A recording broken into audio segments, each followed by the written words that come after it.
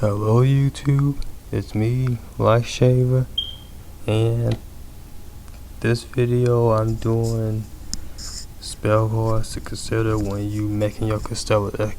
Now I know I share the pain because that's just a leftover one. I was just searching some of these cards. Now I'm gonna start with the archetype specific cards because you would think that they should always be rare in the deck, but they're not.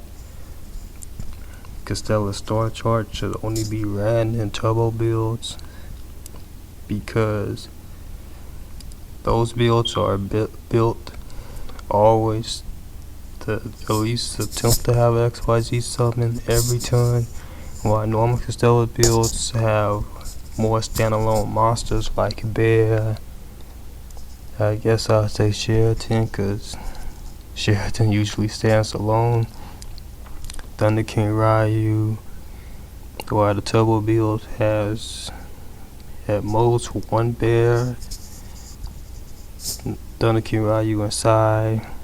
They may have Sheraton in main, but they'll probably compensate for it somehow. Star charts stack, and it's really a 0 or 3 card. Some people try 2 in builds. I personally just see it as 3 or 0. Now, Star Cradle on the other hand, I see as 0, 1, or 2 because it's a recycle for the deck, but you can't conduct your battle phase that turn. Now, while it's a +1, you can't conduct your battle phase, so you won't be inflicting damage to your opponent next turn. Odds is though you probably can make a rank 5 because with cycling Cuz, recycling Pollox, normal summon, rank 5. This is what you might consider running 2 Valks because Valkosaurus struggling to get that damage to your opponent's life points. There's no reason to run 3 of this. Even 2 of this might sometimes feel a little cloggy depending on how your build is. So at most run 2. And when I mention this card, there is one other card that I actually forgot to put in this pile for this video. Mostly because I can't remember its name when it came to the TCG, but Pod of Duplicity. You thought I was gonna say the TCG name, right? Now, Pot of Duplicity is basically the replacement for Pot of Advice.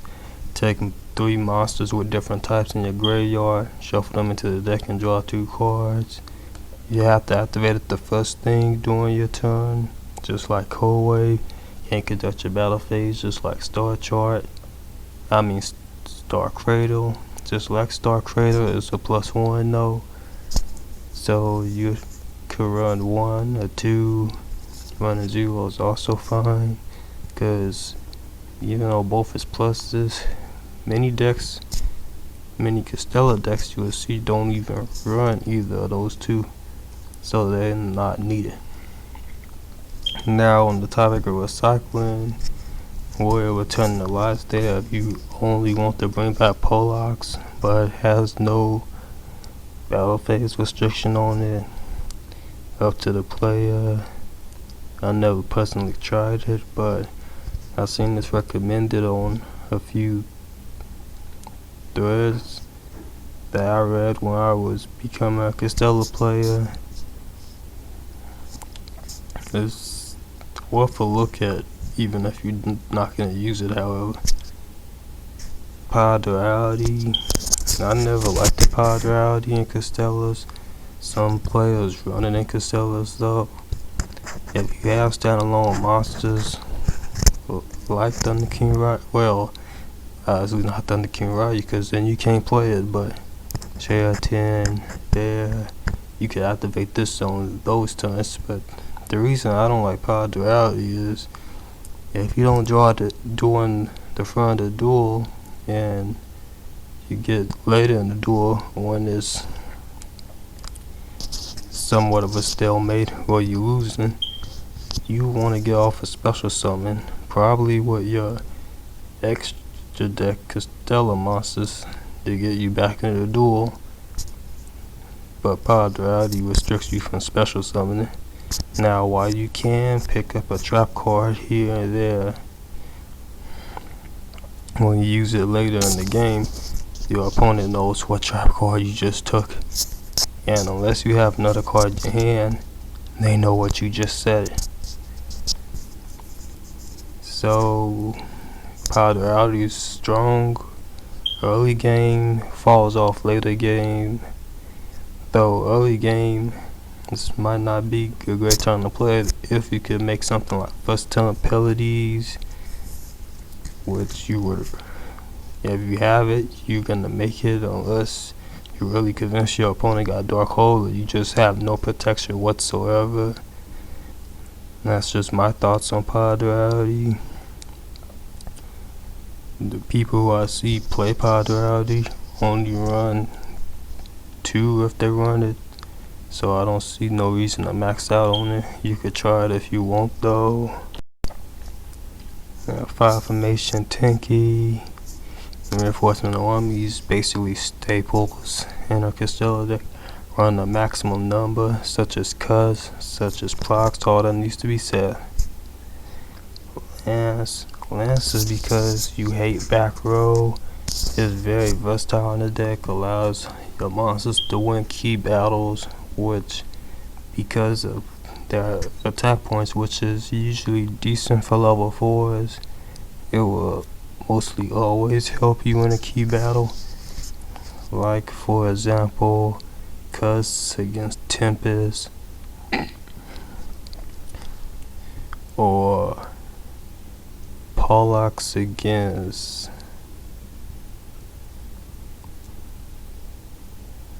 Thunder King Ryu, because Thunder King Ryu is gonna just tear you apart if you don't get it off the field.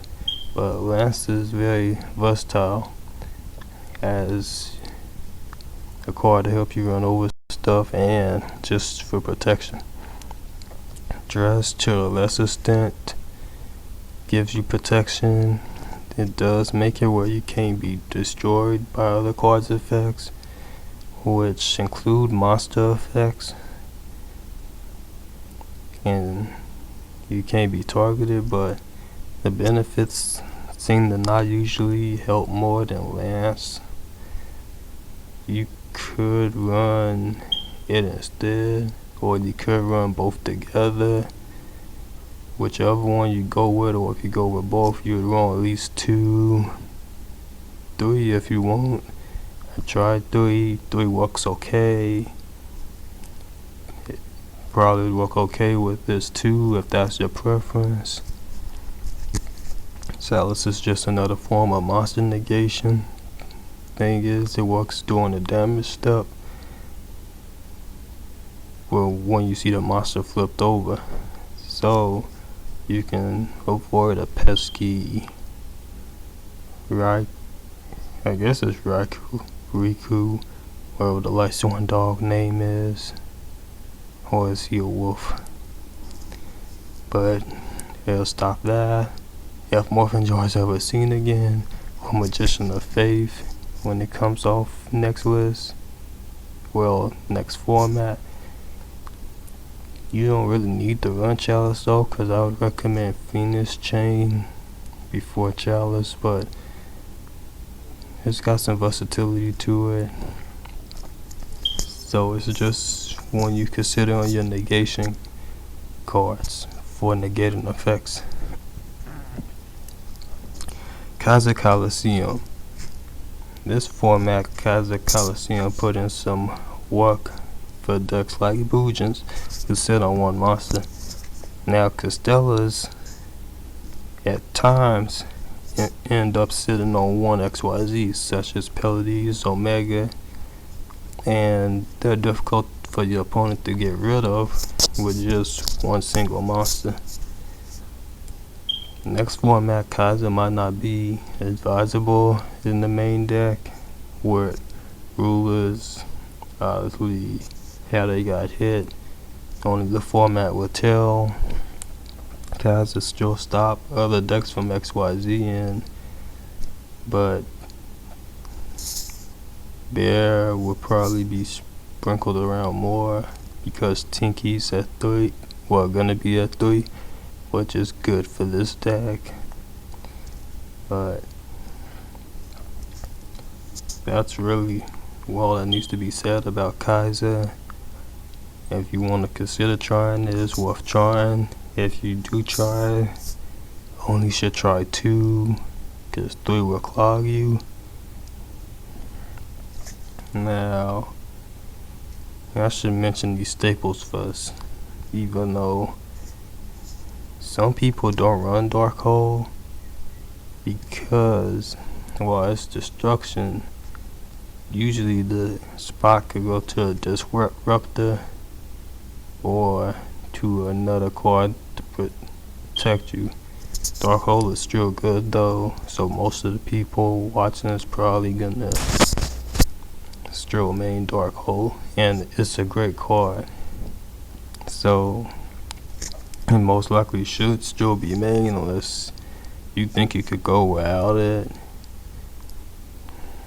This is Space Typhoon. I recommend running 3, don't run less. Book of Moon, good disruptor. I'll not to doubt it. Now with those 3 out the way, some of these other cards in here.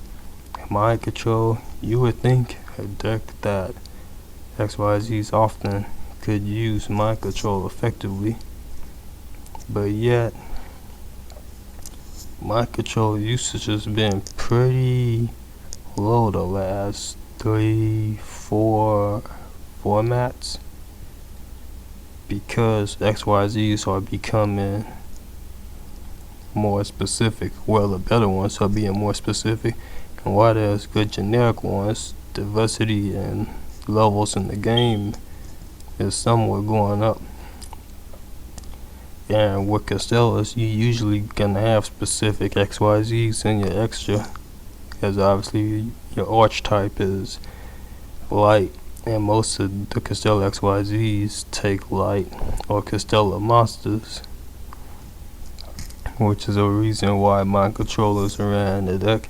You can try Mind Control. It may work out okay for you, but I'm actually not going to recommend Mind Control.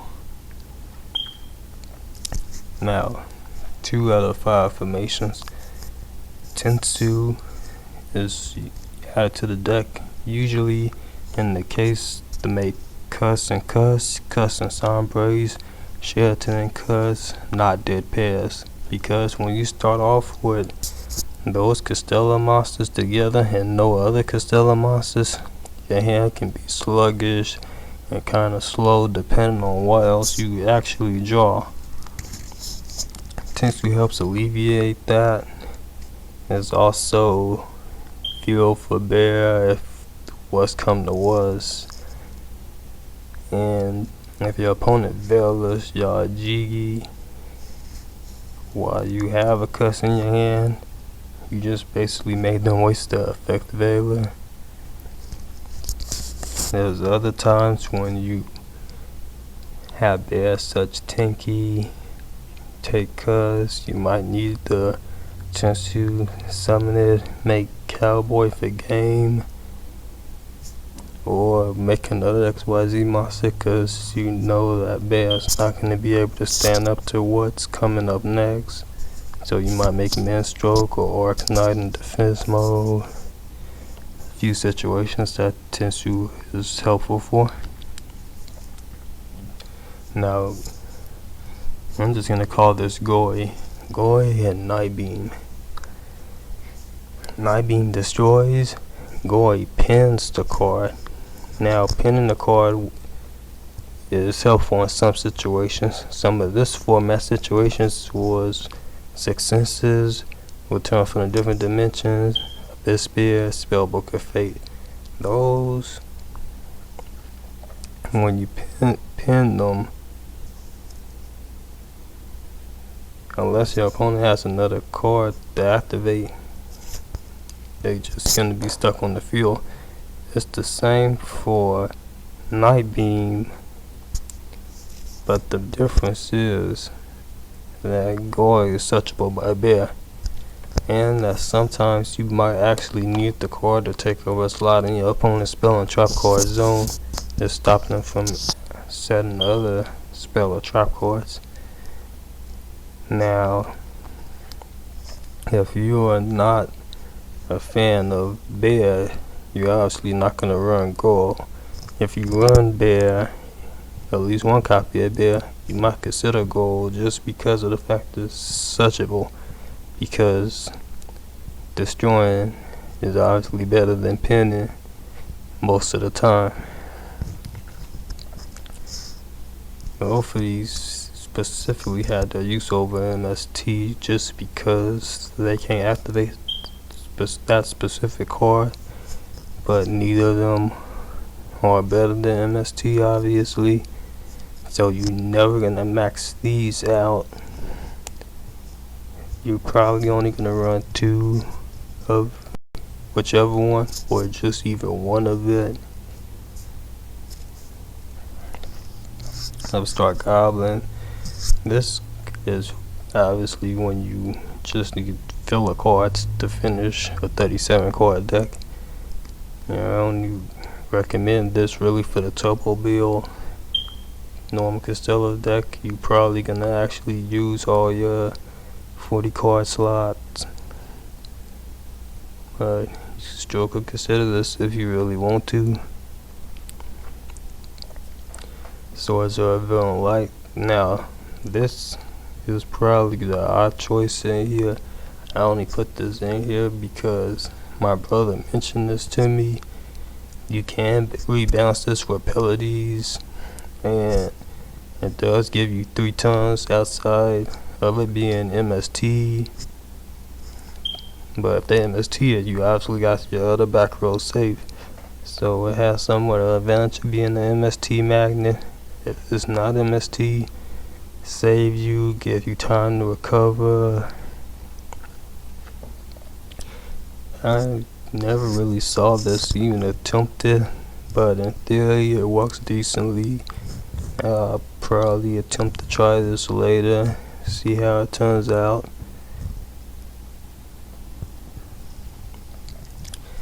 Now, my body as a shield. This card you could consider it if you're afraid of mass destruction such as Dark Hole, Torrential Tribute, but somewhat Dark Hole's going down in popularity, so this might not be the best card to choose from. It also has a steep 1500 life points cost, but it protects all your monsters. Well, it's basically going to end up protecting all your monsters, and it's going to actually destroy the card that was going to destroy them, which in some cases that will actually be very helpful. And it only works on a effect, which is a bummer, because if it worked by battle, this card would be awesome, but that's just the way they create cards. Now the last kind of wacky card in here besides these 3 is XYZ Override. The only reason this card's in here is because it's a field spell, which if field spell wars become popular, this could have some use to get rid of opposing field spells. It effect work for both players, but because your XYZ deck is generally just going to help you more than your opponent, you could banish your card in your hand face down instead of detaching material from the XYZ monster. You can use this if you have no XYZ materials on your monster, so you can really have a bounce with abilities no matter what, and that's the main reason to consider this card. Outside of that, I don't recommend you even thinking about using this card. Now I'm gonna mention this, well, most of these side deck cards, but to fill excuse for a card in the archetype Constellar belt, it does nothing really noteworthy. Just read its effect. Activation of light monsters effects cannot be negated. Doesn't protect from failure. It protects from cards that negate the activation. Like, I can't remember the name of Orange Herald of Light, if that's even its name, but it'd have to be something like that, or Divine Wrath. So never ever think about using Constellar belt, ever. Now to the side pile. These is cards you could consider side decking as spell cards. Prohibition is obviously obvious. Use against anything. Mention official for grave reliant decks. Deck lockdown. Good against spell books. Gladiator bees. A few other decks. It destroys itself during your second standby phase after activation, but can be bounced by penalties, which is the reason why it's sometimes put in the side deck. I don't expect it to be too good next format though. It's just something to consider. Twisted. Some people might use Destinator in the extra deck, which I'm gonna mention in the next video. And Destinator is good. This has the advantage though, if you draw it after War Decrees on the field, you can store uses to destroy War Decree. And most of the targets that you aiming to destroy when you side twist in is continuous trap cards such as Skill Drain, Rivalry of the Warlords, Light Imprisoned Mir. All those is continuous spell cards. Continuous trap cards. And opposing field spells obviously face up. So most of your targets will be face up anyway. So it's somewhat the player's choice, because Destinator could destroy anything, which is good. Oh. And that's why you do not ramble for 20 minutes on dual networking, being stationary. And I forgot some of the cards in the side deck because I didn't save this video. Save this deck before I started this video, so I'm just gonna do the ones that I remember that was left. Zombie Wall, the spell card equivalent of DNA Surgery. It ran the zombies anyway. DNA Surgery wouldn't have any effect on them, but you wouldn't even cite this in, obviously. This is mainly for books. Boojins can be useful against the machine decks to stop them from going into Giga X, if that's his name, or the Synchro Card Kui monsters. There's also a field spell for field spell wars, which makes it a good side deck depending on if you want to surprise your opponent with DNA Surgery, or if you want to take the risks of just playing this and being bumped off by another field spell. This leaves you a spell and trap cards on slot open to make use of, which is a advantage to it over DNA Surgery. Also, system downs just for the machine decks. Smashing ground if you need a card that doesn't target. That's almost every card. I saved one more card to the very end, because this is a special tech card that I like to use and a few other people like to use in their Constellar decks.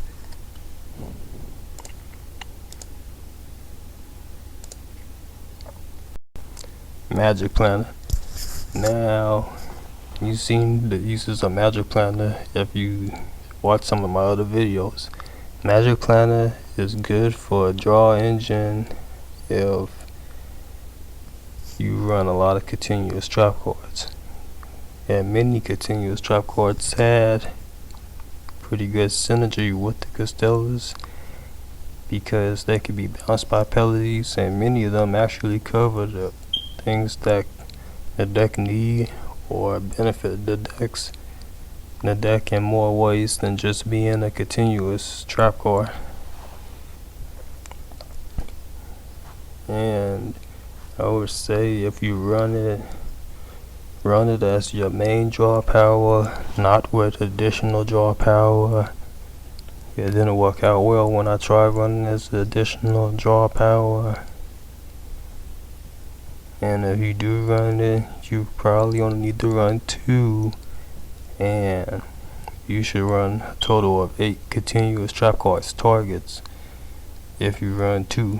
If you run 3, I don't know how many targets per se you would need. I would say at least have 9 then, but that takes up too much deck space, most likely.